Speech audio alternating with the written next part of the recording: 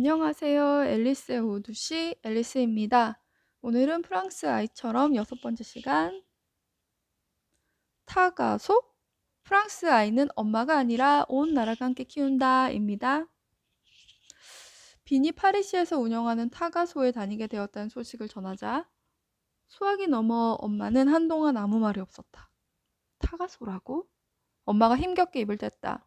미국 친구들의 반응 역시 회의적이었다. 타가소는 별로야. 우리 아이는 좀 더 개별적인 보살핌을 받았으면 좋겠어. 당시 빈또래의 10개월 아이를 키우던 한 친구가 시큰둥하게 말했다. 그러나 프랑스 이웃들은 빈이 크래쉬에 들어가게 되었다는 소식을 듣고 환호에 가까운 축하를 건넸다. 진짜로 샴페인을 터뜨려주기까지 했다. 지금껏 목격한 두 나라의 차이 중 가장 극명한 대비였다. 미국에서 타가소란 결코 좋은 이미지가 아니다. 그 자체로 더럽고 어두침침한 방에서 울부짖는 아기들을 연상시킨다. 좀 더 개별적인 보살핌을 받았으면 좋겠다는 친구의 말은 너와 달리 내 아이를 정말 사랑하고 너와 달리 나는 내 아이를 정말 사랑하고 그런 기간을 보내지 않을 거야 라는 표현을 완곡하게 바꾼 것이다. 여유가 있는 부모라면 대체로 종일제 보모를 고용하고 아이가 2~3살이 되면 유아원에 보낼 것이다. 타가소에 아이를 보내야 하는 부모는 심려가 크고 죄책감마저 느낀다. 그러나 프랑스의 중산층 부모들은 주 5일 오전 8시에서 저녁 6시 동안 가까운 크래쉬에 아이를 보내려고 치열한 경쟁을 한다. 임신 때부터 지원서를 넣고 자기 아이를 받아줘야 하는 이유에 대해 열변을 토하며 호소한다. 크래쉬는 정부 보조로 운영되며 부모는 각자 수입에 따라 차등 교육비를 지불한다. 그러니까 크래쉬는 유아원에 가기 전에 영아들을 보살펴주는 곳인 것 같습니다. 프랑스 엄마들은 크래쉬가 자녀에게 좋다고 굳게 믿고 있다. 파리에서는 3세 미만 중 약 3분의 1이 크래쉬에 다니고 있고 절반은 집단 유아시설에 다닌다. 물론 처음 크래쉬에 아이를 맡기고 나올 때의 괴로움을 토로하는 부모들도 있다. 분리 문제 때문이다. 하지만 대부분은 크래쉬에 들어가지 못할까봐 걱정한다. 크래쉬에선 읽기나 쓰기를 가르치지 않는다. 조기 교육도 시키지 않으며 다만 다른 아이들과의 사회화만을 가르친다. 프랑스 부모들은 크래쉬를 사회생활로 가는 입구로 여긴다. 엔지니어인 엘렌은 막내딸이 태어난 후 몇 년이나 일을 쉬었지만 주 5일 동안 아이를 크래쉬에 보낸다. 미국 엄마들처럼 죄책감을 느끼거나 미안해하지도 않았다. 자신을 위한 시간을 갖는 것도 좋지만 아이가 공동체 경험을 하게 해주려는 목적이라고 했다. 이 책의 저자 파멜라도 이제 빈을 그 크래쉬에 보내게 됩니다. 그러면서 이제 어느 날 빈이 어떻게 지내는지 보러 갔는데 빈은 하루 중 대부분 자기가 원하는 것을 갖고 놀거나 방 안을 천천히 돌아다니며 놀았다. 나는 그게 걱정이었다. 음악 수업이나 조직 활동은 어디 있지? 그러나 곧 이 모든 자유가 계획에 의한 것임을 알 수 있었다. 프랑스식 카드르의 본보기인 것이다. 아이들에게 단호한 경계가 주어지지만 그 경계 안에서 많은 자유가 주어진다. 또 아이들은 혼자 노는 법도 배워야 한다. 아이들은 놀면서 스스로를 만들어간다고 빈의 또 다른 선생님은 말했다. 파리의 크루시는 활발한 발견 정신을 요구한다. 아이들은 발견 정신을 통해 자신의 오감과 근육 사용, 지각, 물리적 공간 등을 실험하고자 하는 욕구를 연습한다. 시 보고서는 이렇게 쓰고 있다.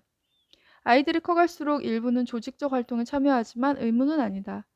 아이들이 낮잠을 잘 때는 편안한 음악을 틀어주고 침대에서 읽을 수 있도록 책도 비치되어 있다. 아이들은 자발적으로 오후 간식 시간인 구태에 맞게 깨어난다. 아, 자발적으로 억지로 깨우는 게 아니네요. 그것도 좋네요.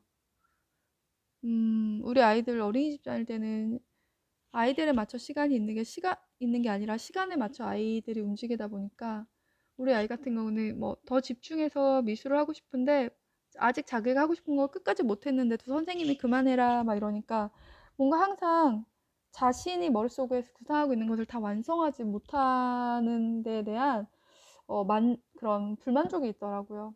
잠도 마찬가지고. 근데 여기서는 이제 아이가 자발적으로 깨어나게 해준다고 하네요. 크래쉬는 화물 운송부가 아니라 온천 휴양지에 더 가까웠다. 놀이터에서도 규칙이 거의 없었는데 이 역시 계획적인 것이다. 아이들에게 가능한 자유를 많이 주자는 생각이다. 아이들이 밖에 나가 있을 때 교사들은 거의 개입을 하지 않아요. 교사 메리가 말했다. 크래쉬는 아이들에게 인내심도 가르쳐준다. 어느 날 2살 배기 아이가 메리 선생님에게 안아달라고 하는 모습을 목격하게 되었다. 메리는 방금 점심 식사를 끝낸 탁자를 치우고 있었다. 당분간 선생님은 자유롭지 않아요. 2초만 기다려주렴. 2분도 아니고 2초면 그래도. 메리는 아이에게 부드럽게 말했다. 그러고 나서 내 쪽으로 몸을 돌려 설명했다. 우리는 아이들에게 기다리는 법을 가르치려고 해요. 몹시 중요하거든요. 아이들이 원하는 걸 뭐든 즉시 해줄 수는 없어요. 교사들은 아이들에게도 권리라는 말을 쓰고 차분하고 존중하는 언어를 사용한다. 너에겐 이렇게 할 권리가 있단다. 내겐 저렇게 할 권리가 없단다. 프랑스 부모들의 말투에서 엿보았던 철저한 확신을 품고 이렇게 말한다. 누구나 카드르가 불변이며 영원히 지속되어야 한다고 믿는다. 금지에는 언제나 일관성이 있어야 해요. 우리 아이들에게 늘 금지의 이유를 말합니다. 크래쉬가 우리를 진정으로 사로잡은 것은 바로 식사였다. 크래쉬는 매주 월요일 입구 게시판에 주간 식당을 공고한다. 나는 가끔 이 메뉴를 사진으로 찍어 이메일로 미국의 엄마에게 보낸다. 마치 파리 레스토랑에 세워놓은 칠판 메뉴처럼 보이기 때문이다. 점심은 4가지 코스 요리다. 차가운 채소 전체, 곡물이나 채소를 곁들인 메인 요리, 매일 다른 치즈, 신선한 과일이나 필의 후식. 연령에 따라 식단은 조금씩 변형되는데 어린아이에겐 같은 음식을 으깨서 먹이는 식이다.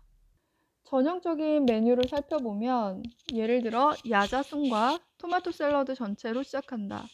메인 요리는 바지를 넣어 구운 칠면조 고기에 크림 소스를 얹은 쌀밥이다.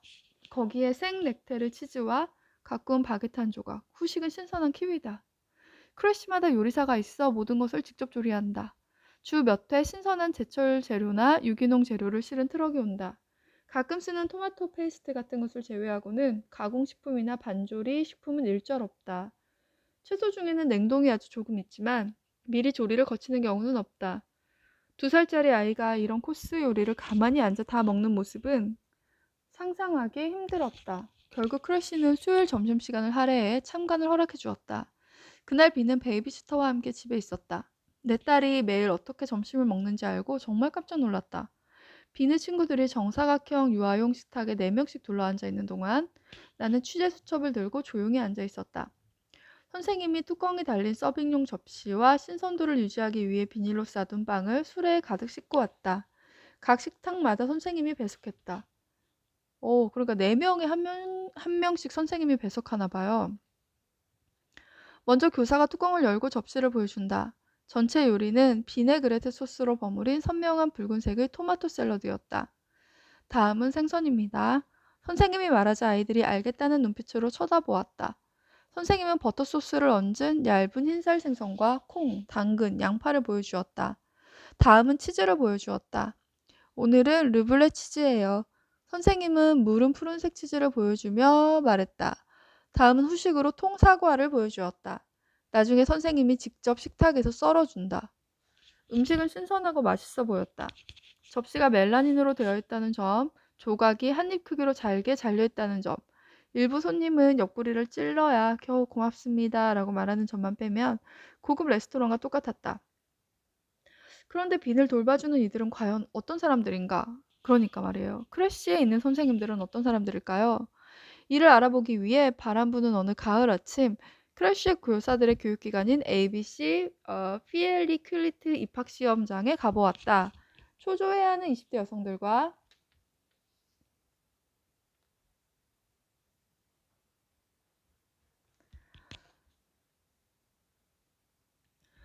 소수의 남성들이 포함된 수백 명이 두꺼운 참고서의 실전 문제를 마지막으로 확인하거나 혹은 서로를 수줍게 바라보며 서 있었다. 이들이 초조해하는 것도 당연하다. 여기 500명 이상의 인원 중에 이 학교에 입학, 그러니까 이 학교에서 근무할 수 있는 사람은 단 30명뿐이다. 지원자들은 추론, 독해, 수학, 인체생물학 시험을 치른다. 1차를 통과하면 심리학 시험, 구술 발표, 전문가 패널과의 면접을 기다린다. 이 과정을 모두 통과한 30명의 승자들은 1년간 정부가 지정한 교과과정에 따라 수업을 듣고 인턴 과정을 거친다. 유아 영양, 수면, 위생의 기본에 대해 배우고 분유 타는 법, 기저귀 가는 법 등을 연습한다. 경력 과정 중에도 지속적으로 일주일 단위의 교육을 추가로 받는다. 프랑스에서는 타가소 교사가 선망의 직업 중 하나다. 크러쉬 교사 중 절반은 육아 전문가나 그에 상응하는 학위 소지자이며 4분의 1은 건강, 여가, 사회사업 학위를 보유하고 있다. 따로 자격을 요구하지 않는 나머지 4분의 1 역시 반드시 내부 연수를 받아야 한다. 빈이 다니는 크러쉬는 16명의 교사 중 13명이 전문학위 소지자다. 보통 보내는 그 어린이집 선생님들 자격이 어떻게 되는지 잘 몰라서 비교하기는 어렵지만 아무튼 이렇게 들을 때는 정말 교육적 마인드와 지식을 가진 전문가 선생님들이란 생각이 드네요. 프랑스 아이처럼 이제 6번째 챕터가 끝났고 7번째 챕터로 다시 만나요. 앨리스의 오두시 앨리스였습니다. 안녕.